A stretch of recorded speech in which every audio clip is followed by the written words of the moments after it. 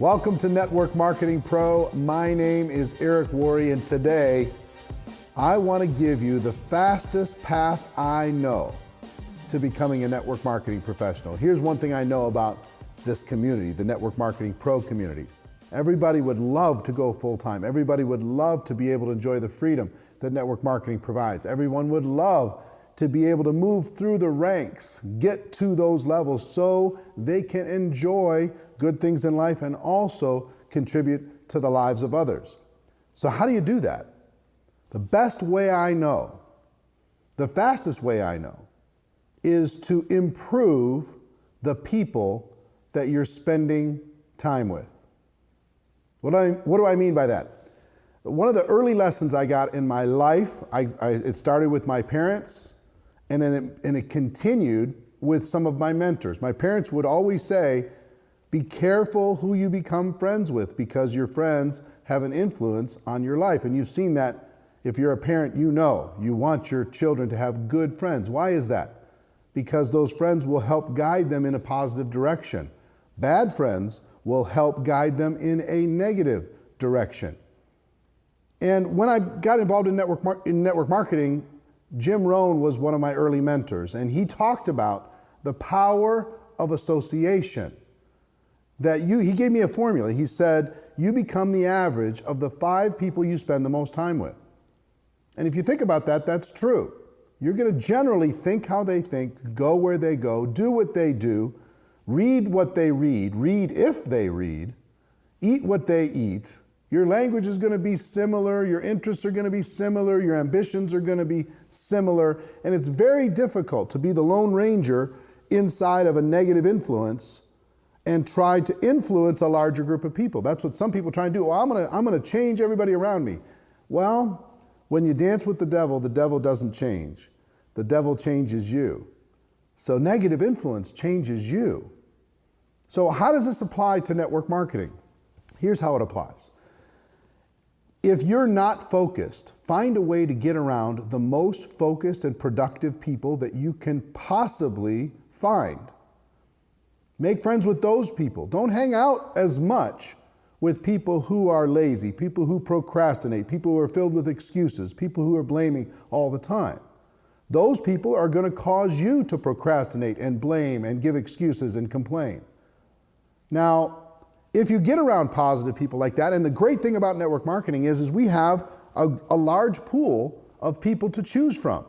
People in our company, people in our upline, people in our downline, that we can choose from in order to be able to get around and learn from, okay?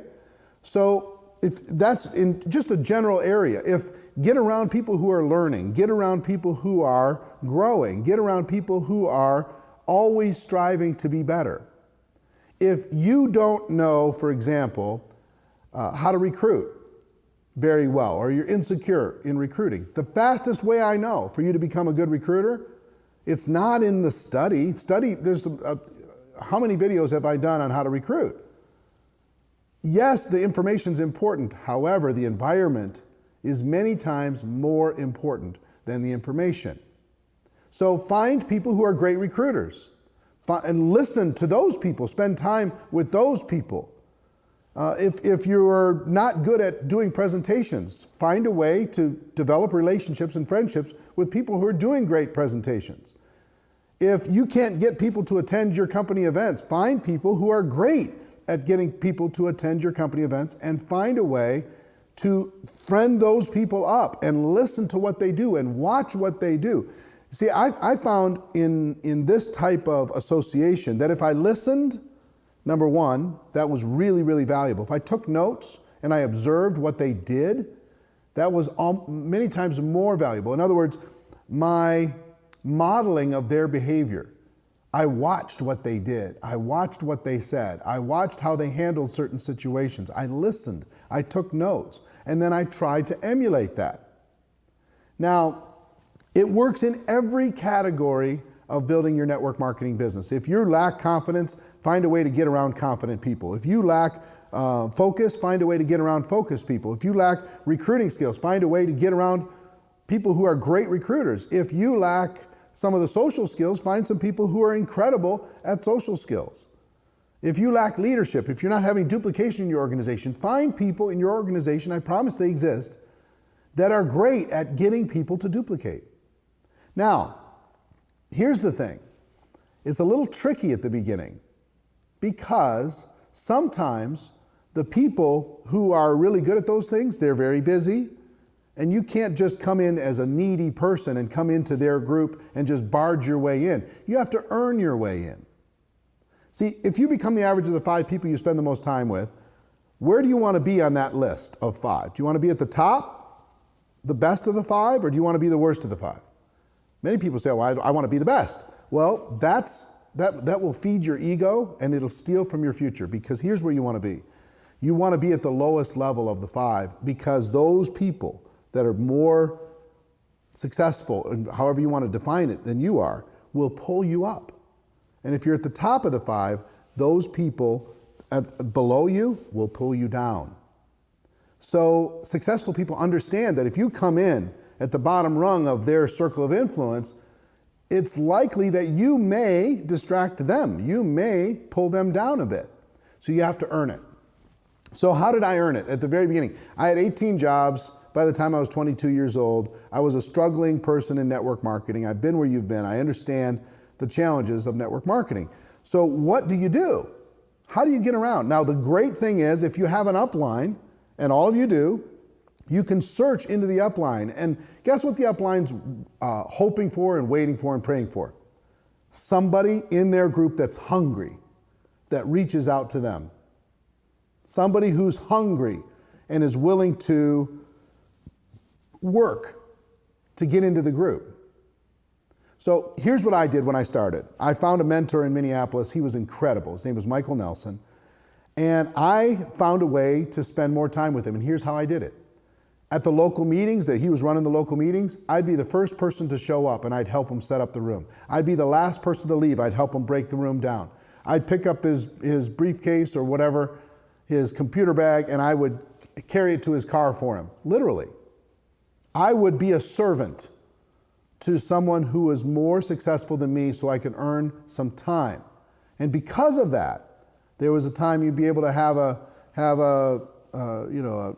Coke or something after the event, and I could sit there, I could ask some questions. And he could see that I was hungry, he could see that I was ambitious, and this person was not even in my upline.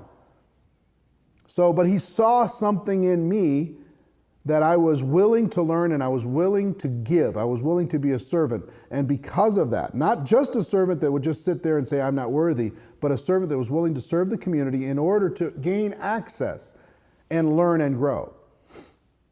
Now, at the very beginning, again, well, first thing was my local market. Second thing is I went upline.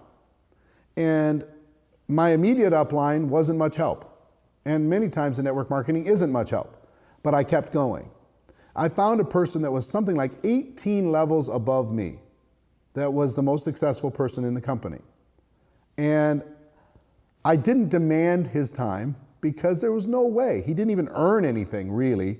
I was so deep in the organization, I don't believe he ever earned a penny in commissions from the activity that I produced. But again, I was hungry and I was willing to invest. I was willing to make it easy on him. I didn't call him at home and say, tell me everything that you know because you're my upline. You owe me something. I didn't do that. What I did was I found ways to be around him. He was doing a training in Detroit. I'll never forget. I called him and I said, where are you doing some meetings? He was getting a group started in Detroit, Michigan. I lived in Minnesota at the time. I got in the car and I drove. I said, can I just come shadow you and just sit in your meetings and hang out? I drove 12 hours to Detroit, Michigan. I had no money. And I went to the hotel he was staying at. I didn't have the money to book a room at the hotel. So I slept in my car every day. He didn't know, and I didn't tell him. I would come in the morning early, and I would get freshened up in the lobby bathroom. And I would sit with the little free cup of coffee in the lounge, and I would wait for him to come down after he had his nice night's sleep. He'd come down and we'd chat for a little bit and off we would go to presentation after presentation. And again, I didn't bother. I observed, I watched, I listened, I carried his bags. And then between those meetings or afterwards, after we were having dinner, I could kind of hang out in the fringe and I could listen, I could ask a question here or there. And I gained some insights during that trip that were incredible. And I started doing that on a regular basis. I started seeking out knowledge from people who are more successful, influential, powerful, skillful than I was. So one was in